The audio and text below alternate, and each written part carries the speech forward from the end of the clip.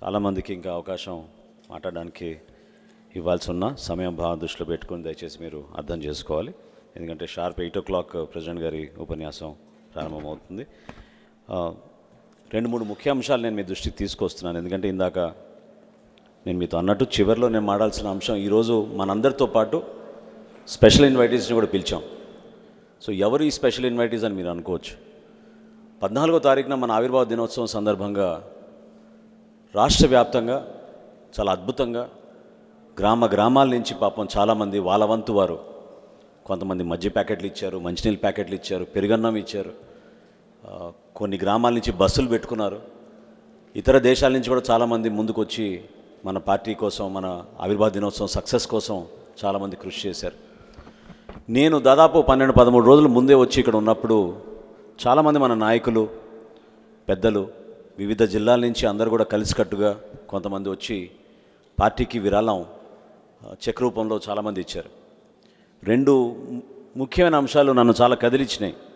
అది నేను ప్రెసిడెంట్ గారితో కూడా నేను పాలు పంచుకున్నాను. మీ అందరితో కూడా అది షేర్ చేసుకోవాలి. ఎందుకంటే నిజంగా ఇంత గొప్ప పార్టీగా మన పార్టీ ఈ విధంగా మనల్ని నమ్మి ప్రెసిడెంట్ గారి నాయకత్వం ఈ రాష్ట్రానికి అవసరం అని ఎంతోమంది పాపం పదవులు లేవు, పదవులు కోరుకోవడం లేదు, రేపటి రోజు వాళ్ళు పోటీ చేస్తామని కూడా ముందు రావడం లేదు.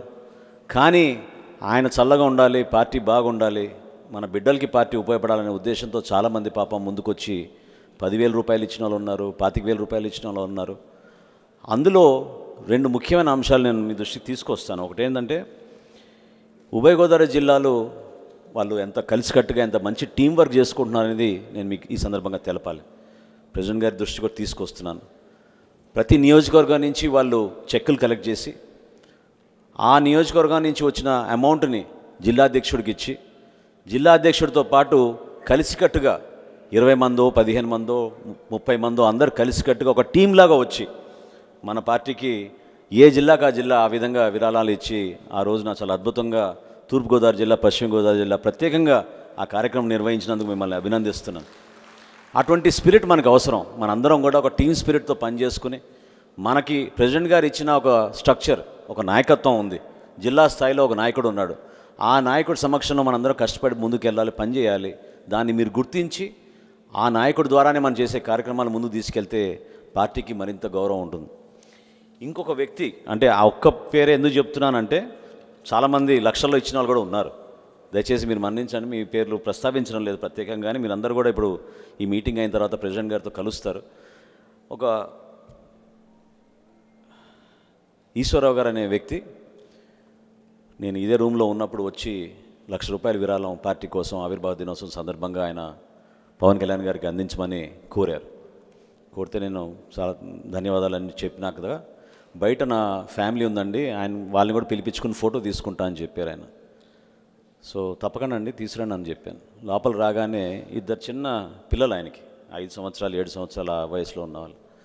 సో వాళ్ళని చూసినాక నాకు కొంచెం ఇబ్బంది కలిగి, ఏం చేస్తుంటారండి అంటే ఏదో చిన్న బిల్డింగ్ పనులు చేసుకుంటూ ఉంటాం అని చెప్తే నాకు ఎందుకో మనసొప్పక, దయచేసి ఈ అమౌంట్ మీరు పిల్లల కోసమే వాడండి, పార్టీ ఎట్లా విధంగా మేము కష్టపడి పని చేసుకుంటాం, పవన్ కళ్యాణ్ గారు ఉన్నారు కదా, దాని గురించి పెద్ద టెన్షన్ పడబాకండి అని చెప్తే ఆయన లేదు మీరు తీసుకోవాల్సిందే అని దాదాపు ఒక 5-10 నిమిషాలు నాతో వాదించారు.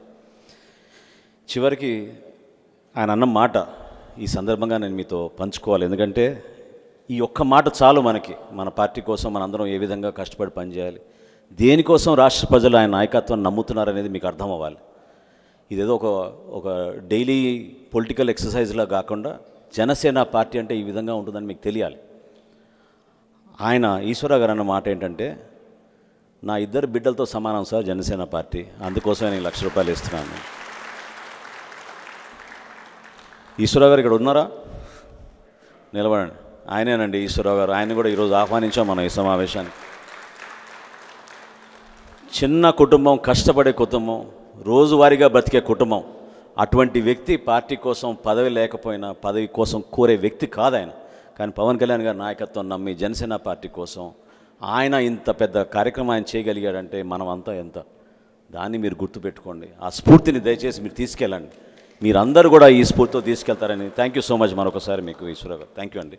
కూర్చోండి. అదేవిధంగా అక్కడ అందరూ కూడా దాతలందరూ కూడా ఒకసారి నిలబడండి ఇఫ్ యూ డోంట్ మైండ్. వీరందరూ కూడా పాపం చాలా అద్భుతంగా పార్టీకి వాళ్ళ వంతు వాళ్ళు సహాయం అందించారు. వాళ్ళెవరికి పదవులు లేవు, వాళ్ళెవరికి పార్టీ కార్యక్రమాల్లో వాళ్ళని మనం ఆహ్వానించాం, అయినా కానీ వాళ్ళు వచ్చి మనతో పాటు ఈ ప్రయాణం చేయడానికి కోసం మనం పడుతున్న కష్టాలు గుర్తించి వాళ్ళందరూ కూడా ఈరోజు రావడం జరిగింది. పేరు పేరున మీ అందరికీ మేము నమస్కరించుకుంటున్నాం. పార్టీ అధ్యక్షులు పవన్ కళ్యాణ్ గారి తరఫున, పార్టీ తరఫున thank you so much once again.